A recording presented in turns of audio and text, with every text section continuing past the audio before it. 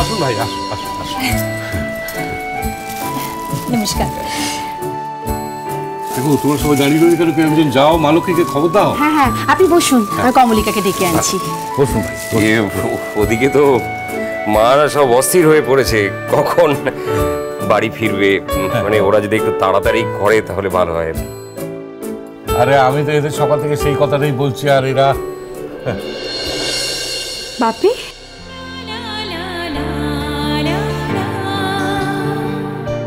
এই তো এসে গেছে। বেশি ডাকাডাকিও করতে হয়নি, একেবারে রেডি হয়েই এসে গেছে। আসলে বেলের আওয়াজটা পেলাম তো, আর বাপির বেলের আওয়াজ আমি বুঝতে পারি। হ্যাঁ, এই হলো মেয়ে। বেলের আওয়াজ শুনে বুঝতে পেরেছি এই যে মামা এসে গেছে।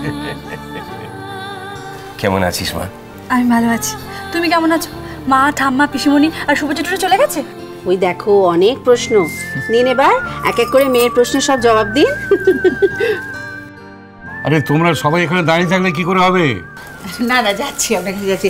তবে দিব্যবাবু, আপনার সঙ্গে আমার একটা কথা আছে। এই যতবারই আসবেন ততবারই যদি মিষ্টির বাক্স হাতে করে নিয়ে আসেন, তাহলে কিন্তু আত্মীয়তা জমে না।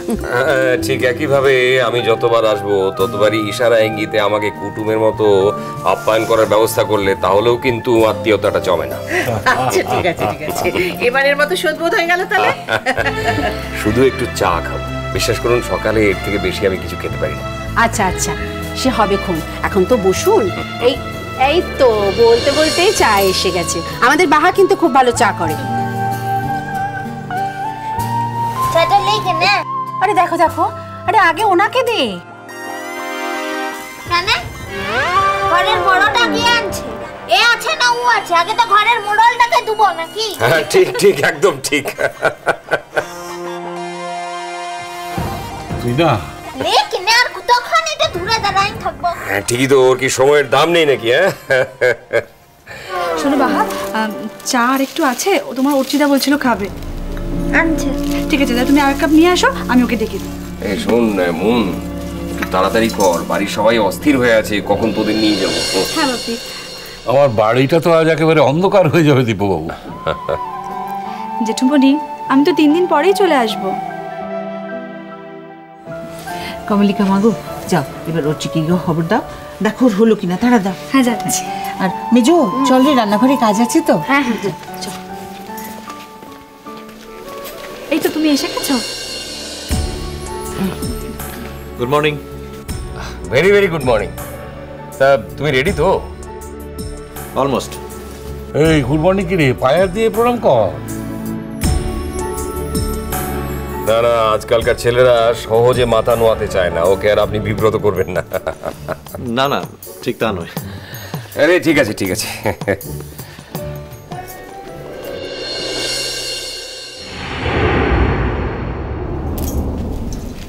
এই তো বাহা এসে গেছে, দাও চাটা দিয়ে দাও অর্চিতাকে।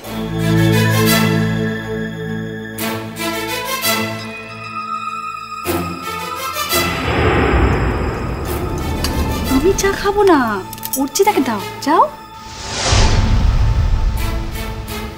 তুই চা তো দি কেনে? আমি খাবো না।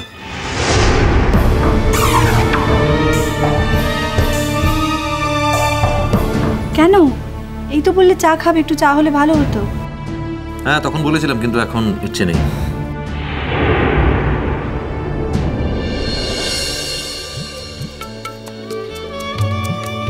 দিব্যদা, আসুন মিষ্টি মুখ করুন। দেখো কাণ্ড, আরে আমি না হয় এক বাক্স মিষ্টি এনেছি, তাই বলে এত বড় শাস্তি?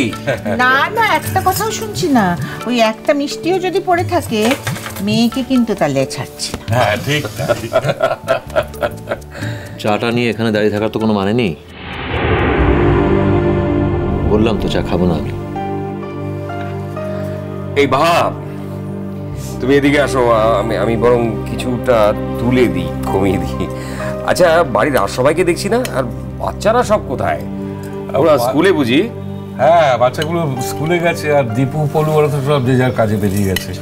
আর আমার মেয়ে আর জামাই গেছে ওই শ্বশুর বাড়িতে দেখাশোনা করতে। ও, কিন্তু মা যে ওদিকে বারবার বলে দিয়েছেন বাড়ির ছেলে মেয়েদের নিয়ে যেতে। ওই দেখো, সেটা তো আজকে আর সম্ভব হবে না। সে একদিন সবাই মিলে চলে যাবে এখন। তা কি করে হয়, শুধু মেয়ে আর জামাইকে নিয়ে যাব, মা কিন্তু এতে খুব অসন্তুষ্ট হবেন। এই মেয়ে, তুমি রেডি হয়ে নাও। ও আবার কোথায় যাবে? ও চলুক অন্তত।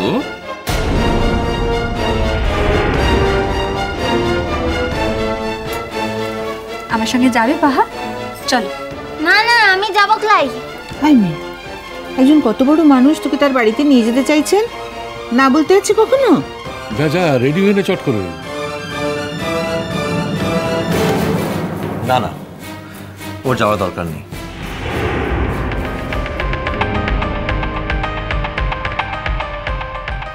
কেন উঠছি, চলুক না, বাপি যখন বলছে। আর তাছাড়া কমলিকার সঙ্গে সঙ্গে থাকতে পারবে?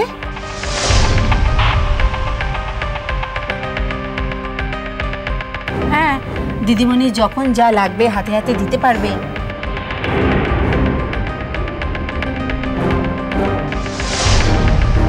ও কি, তুমি আবার চললে কোথায়? যেতে বোধহয় অনেক দেরি আছে, আমি একটু ঘরে গিয়ে কাজ সেরে নিই। আরে না না অর্চি, আমরা তো রেডি, শুধু বাহা রেডি হয়ে এলেই।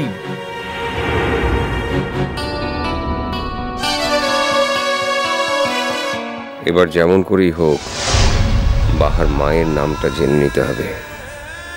পুরোপুরি নিশ্চিন্ত হতে না পারলে মনের মধ্যে এমন একটা অশান্তি।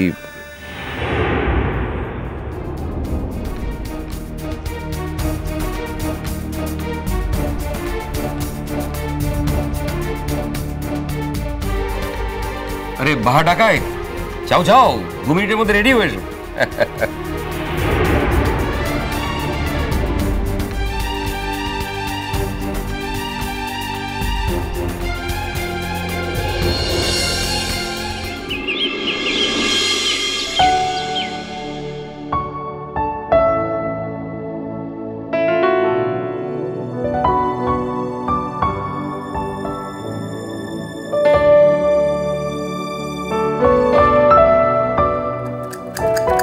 ছয় ছয় ছয়।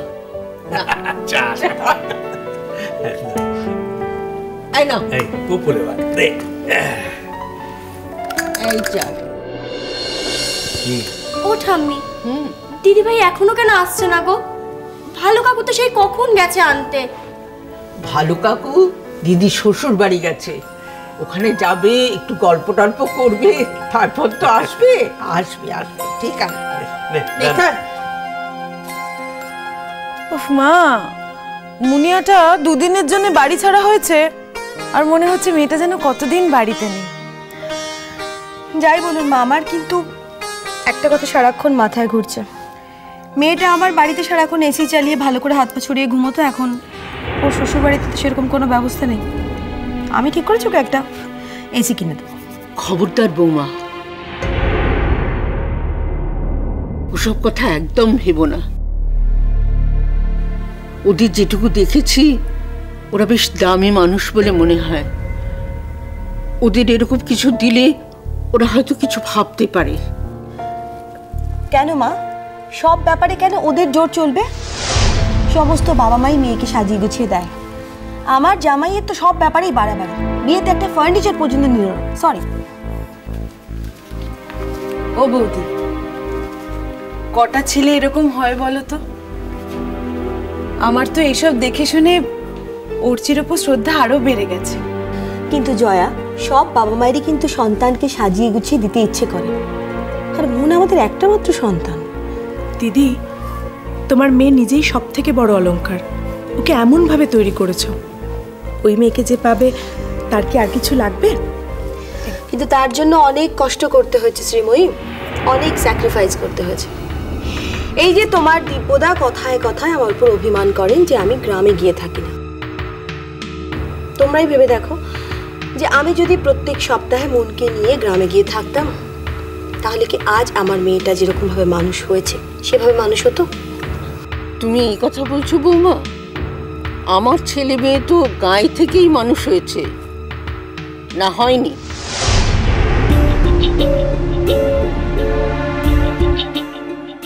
ওই গাঁয়ের জল বাতাসেই তো পয়মন্তীর বাবা দেশ জোড়া নাম করেছে। মিষ্টি কুটু মিষ্টি কুটু মিষ্টি কুটু।